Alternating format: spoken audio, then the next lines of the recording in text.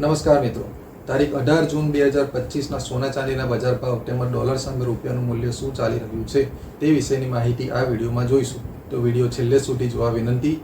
અને આપ યુટ્યુબના માધ્યમથી જોડાયા હોય તો ચેનલ સબસ્ક્રાઇબ કરી લેજો અને ફેસબુકના માધ્યમથી જોડાયા હોય તો પેજને ફોલો કરી લેવા વિનંતી, જેથી આપને રેગ્યુલર અપડેટ મળતી રહે. સૌપ્રથમ ચાંદીના બજાર કેવા રહ્યા તે વિશેની વાત કરીએ તો 1 ગ્રામ ચાંદીનો ભાવ 110 રૂપિયા, 8 ગ્રામ ચાંદીનો ભાવ 880 રૂપિયા, 10 ગ્રામ ચાંદીનો ભાવ 1100 રૂપિયા, 100 ગ્રામ ચાંદીનો ભાવ 11,000 તથા 1 કિલો ચાંદીનો ભાવ 1,10,000 સુધી રહ્યો હતો.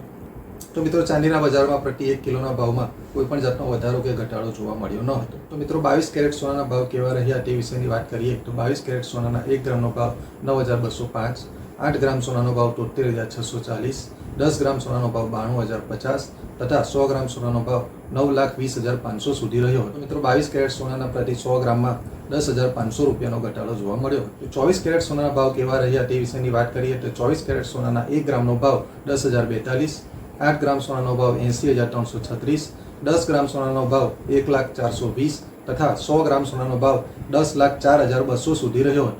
મિત્રો, 24 કેરેટ સોનાના પ્રતિ 100 ગ્રામમાં 11,400 રૂપિયાનો ઘટાડો જોવા મળ્યો, જ્યારે 18 કેરેટ સોનાના 1 ગ્રામનો ભાવ 7,532, 8 ગ્રામ સોનાનો ભાવ 60,256, 10 ગ્રામ સોનાનો ભાવ 75,320 તથા 100 ગ્રામ સોનાનો ભાવ 7,53,200 સુધી રહ્યો હતો. તો 18 કેરેટ સોનાના 100 ગ્રામના ભાવમાં 8,600 રૂપિયાનો ઘટાડો જોવા મળ્યો હતો.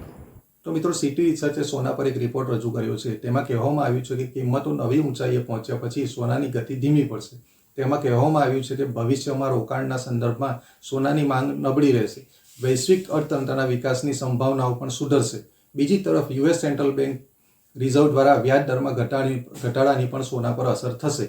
આ બધા કારણોસર સોનાની ચમક ધીમી પડશે તથા તેની માંગમાં ઘટાડો જોવા મળશે તથા ભાવ પણ નીચે તરફ જોવા મળશે. તો ડોલર સામે રૂપિયાનું મૂલ્ય 86 રૂપિયા અને 31 પૈસા નજીક જોવા મળી રહ્યું છે. તો આગામી સમયમાં વધઘટ કેવી રહેશે તે વિશેની સતત માહિતી તમારા સુધી આવતી રહેશે. ત્યાં સુધી આભાર.